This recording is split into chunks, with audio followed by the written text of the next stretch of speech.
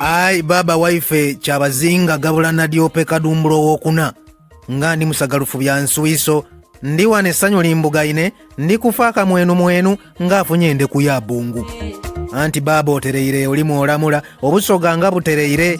baba waife bwotufunidde ine ife Her Royal Highness Mutesi Jovia omulanga dwatyo ofunvuwe ayise ife Kyabazinga gabula Nadyope Kadumbulo wokuna oli kisegese kya nsolo ekitaliibwa nseete ye nga tuwonya okulya amawulu anti otufunidde maama anaatutembeetatanga busoga etereire ofunvuwe kati ngoma kazuwaale ninzo omusaadawo Maseruka Stephen Guludden nga nsibuka era mpangalira eno mu Bwakabaka bwa Buganda era mukwano gwo empologoma ya Buganda gyeri eramula ndi mukwano gwa busoga enfiira bulago era ng'embooli amaleewa n'amayido mbiwoomerwa nsinziira ku mutala baamunaanika mu ssaza lya Beene ery'Ebulemeezi mu Bwakabaka bwa Buganda nga nsibuka mu kika ky'abalangira ab'eddira embwa ndi musajja muwandiisi omutontomi era omuzira mu bazira ayi baba waife Kyabazinga ofunvuwe obufulu bufe abaana bawona olunkusense eno ebbaluwa yange ey'omukwano gw'ekimmemmette gye mpandiikidde mikwano gyange bonna abasibuka mu Bwakyabazinga bwa Busoga oluvannyuma lwa baba waife okusiima n'atufunira ine bantu Mutesi Jovia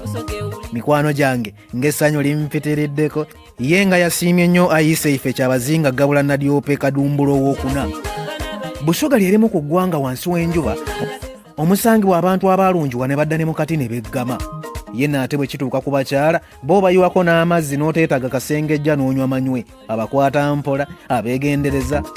ababudaabuda ate abakozi olaba baana bawala abava e Busoga babadde banuusa abantu ensingo nga buli muyise atenda ekkula ng'ate maama abadde azirawo naye kati baba kamutufunidde tebagenda okutomeza banje enkonge ye nga neesiimye okubawandiikira aye empologoma ya Busoga mweri eramula Busoga eggumidde Busoga etereire afunvuwe baba waife kigere kya ndovu ekitakubwa kuuli ye nga watuzadde nnyo n'otukwatirwa ekisa n'otufunira maama kale nange kati ninayo maama ow'e Busoga kati kanti bule nkola ekyejo bwe nkikolerako ku maama ow'e Buganda ne nkikolerako ku maama ow'e Busoga ate nga n'awalala ne bwe naagenda ew'omukuuka ew'emolimoli ew'omumbere oba ew'omukama nkakasa tebayinza kungoba baganda bange ne bannyinaze mu Busoga munzikirize embayozeeyoze nti muyogeeyoge okufuna ine bantu awaka awatali maama wabbo wabitya kuba oba tolina kiboozimenti waanaakugumyanga emikwano gikwesambye embeera gye mubadde muyitamu ngitegeera era nange nagirozaako eno e Buganda kubanga naffeeko e Buganda eno gye nsibuka maaso moogi olwali eŋŋoma mu 1993 twamala emyaka 6 nga tuyaayaanira maama kitaffe n'akwatirwa ekisa n'atufunira nnyaffe mu mwaka gwa 1999 nammwe mutyo nno baganda bange okuva baba waife Kyabazinga lwe yatuula ku Namulondo mu mwaka gwa 2014 gy'emyaka 9 gyokka egyakayita kyaddaaki kyasiimye n'atukwatirwa ekisa n'atufunira maama Kyabazinga atereire funvuwa baba waife oli maani ga mpiti tebagalya kalanga ng'otwanukudde maama abadde azirawo naye k'omuntu wadde embuutu amasanu n'amadigido ng'ennaku d'omwezi 18 omwezi ogw'omulala omwaka guno 2023 Bugembe Cathedral nga yakuwuuma omukwano gwa Busoga ne Buganda tegulojjeka era nga nkutendereza buli lunaku oluyita nga nsinziira ku nkolagana yabangibwawo bajjajjaffe abaatusooka era oyo yenna agamba nti Buganda ne Busoga tebalinnya mu kimu baabwe mba musekeredde kuba natuuka n'okuwandiika ku mukwano guno mu kitabo kyange kye natuuma Buganda ne Busoga ntende nga nsinziira ku ebyo ebya nnombojjerwa jjajjange ayi baba waife tuli basanyufu olw'okusiima n'otufunira maama waife ine bantu Her Royal Highness Mutesi Jovia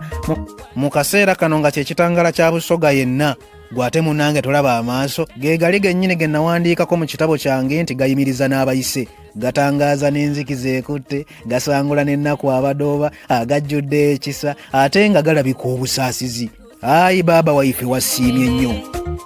yeebazibwe taata omwami Stanley Bayole ne maama baatuwayire ine bantu abazaala ekkula erigenda okubeesabeesa kitaffe ye ab'ekika ky'abayise Bukosa abeddira ennyonyi mu Busoga nga mwagudde mu bintu kuno kwe bayita okujaagaanira ddala kwennyini ng'azaala akuza era minywanyi ab'e Busoga ababadde bayigganya ennyo ennyonyi bambi mbasaba mulekeraawo okuba maama waife gye yeddira ab'oku kyalo St. Mulumba e Mayuge nammwe mulidde empanga baba n'abasiima okutuuka ku kkula lino muyogeeyoge mikwano gyange obukulembeze obwennono kye kimu ku birabo Katonda byakwasa emikono ebiri n'atugemulira kuba guno gwe mubumbirano gw'obuwangwa n'ennono zaffe. Kuba n'abafuzi b'amatwala bajja kuno baatusanga tulina enzikiriza zaffe obukulembeze bwaffe okuviira ddala mu maka gaffe, nga n'abakulembeze baffe ab'ennono abaaliwo ekiseera ekyo nga baatugabanyiza emirimu okusinziira mu bika byaffe. Nabwe kityo enkyukakyuka y'ensi n'omulembe kituufu tubyaniriza era twabyaniriza. Naye nga ffe abazzukulu tusaanye tumanye nti obukulembeze obwennono y'ensibuko y'ensi eno abangi kwe beekyangira. Kya kitiibwa nnyo ng'abazzukulu okuyambako abakulembeze baffe ab'ennono ebyobuwangwa byaffe obutazikirira naddala mu kiseera kye tulimu ng'ensi yaffe ejjudde okusoomooza. Eno ye ssaala yange eri Kyabazinga wa Busoga. Ayi Mukama Katonda gwe agaba obuyinza n'obukulembeze, gwe Kabaka w'abakabaka, nkulabidde abakulu abanzaala nga nkusaba oyongera okunyweza oluganda enkolagana n'omukwano wakati w'obwa Kyabazinga bwa Busoga n'obwakabaka bwa Buganda. Mu kiseera kino nga Kyabazinga yakasiima n'atufunira maama Her Royal Highness Mutesi Jovia, nkulaajanira obasanyuse, obawa amaanyi, obugabirizi n'obusobozi okwongera okutulera, ogobere wala enkwe n'abalabe abaali etantadde okuba eŋŋanga, obawa obukuumi n'obuwangaazi. Amiina.